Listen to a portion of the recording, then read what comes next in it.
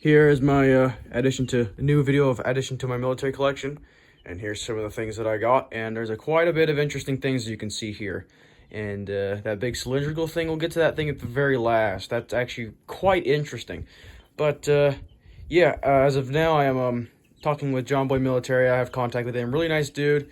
Watch his videos, and since he makes something quite like this, I figured why not I come across or do it, because I come across all this type of military stuff all the time. I always get new things. I'm always looking for stuff, and every day is a hunt for me. So let's get started. So we're gonna start with the shell casings first. This is a Type 96 Japanese 25mm AA shell casing, and I'm actually looking for some Japanese stuff.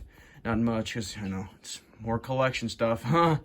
But I'm actually looking for a Japanese World War II flag.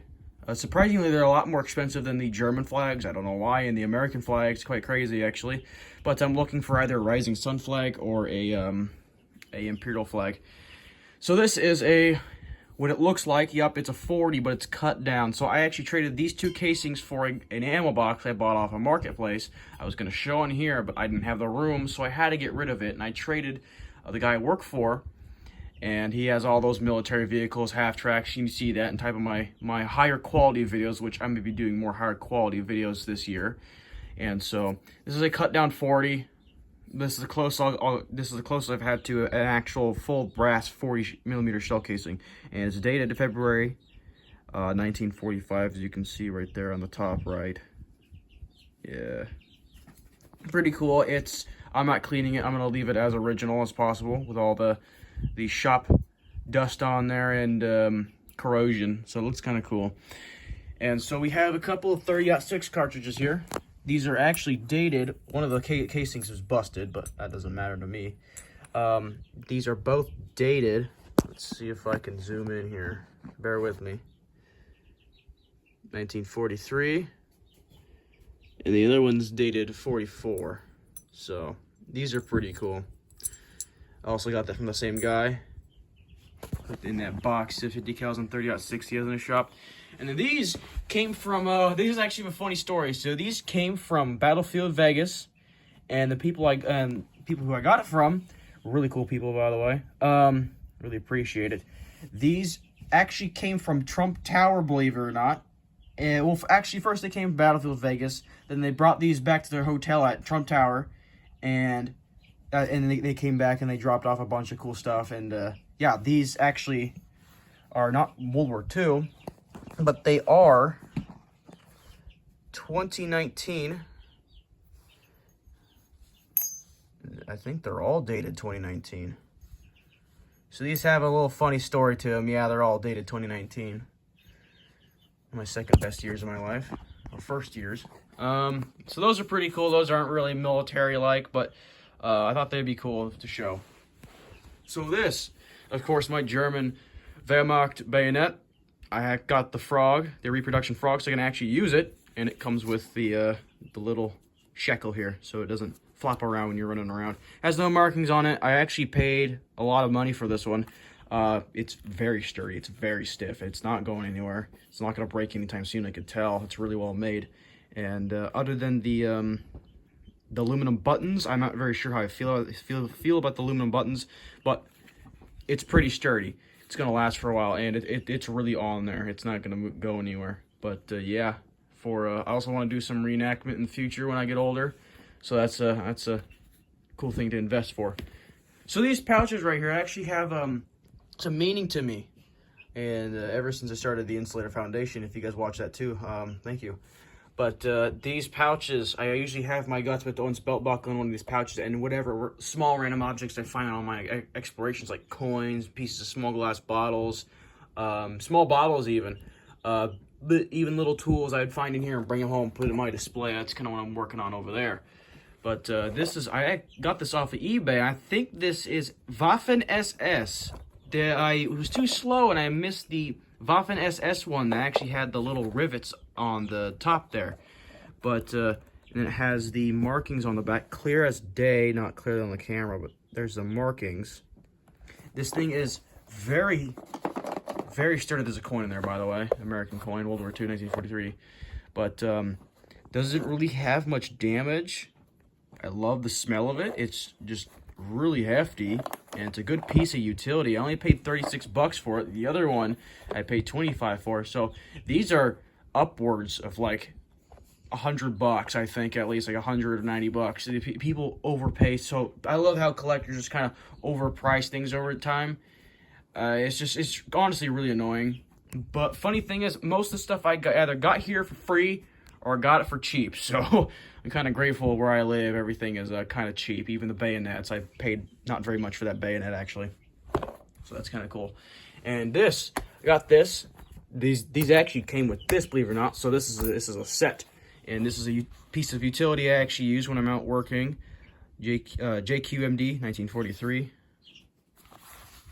I actually have my my utility or pocket knife in there, and I have my utility knife, so it's definitely useful. So of course these I'm actually willing to trade someone for bigger ones, because these are actually size 1, and I am your standard build size for World War II or World War I, and these do not fit me one bit. I'm a little bit bigger than some people back then. But, yeah, size 1, it doesn't really fit me well. They're in great condition. I put new string on here, but there's the original string right there. But, yeah, these are a little too small for me. I would like bigger ones. I don't know if I can trade it. I might sell them because I can't use them. Most of the stuff you see here, I do use. For collectors to hear that, it probably makes them pucker up. But, I actually do take care of my equipment very well, actually. So, I either, yeah, I would like to sell those or trade them, or if not, I'll just probably keep them. So my insulator collector friend actually gave me this when I was over visiting a store, and it's an Army postcard, and it has that texture, as you can see, that kind of woven texture. So I looked it up, and sure enough, it's from World War II. So a nice 1942 postcard. I like that. That's definitely in my collection.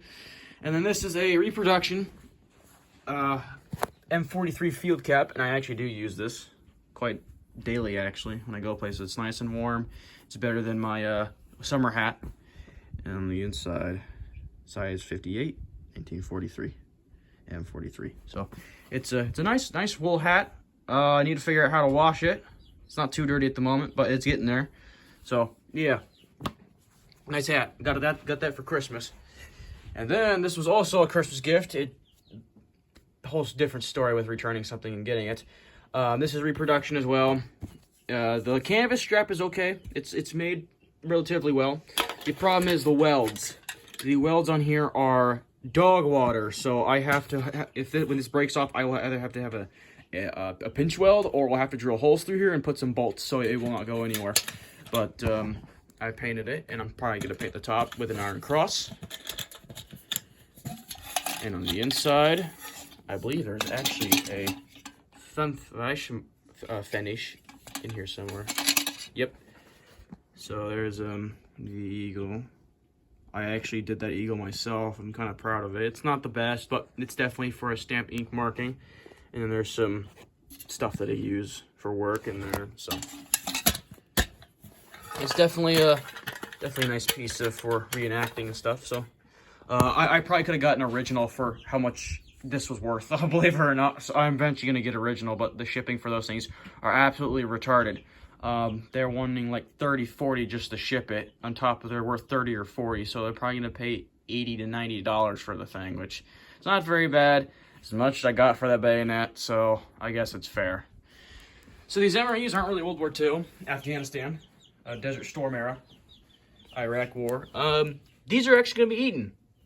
These aren't really a part of my collection. These are for camping. And this one is, I'm getting more of them.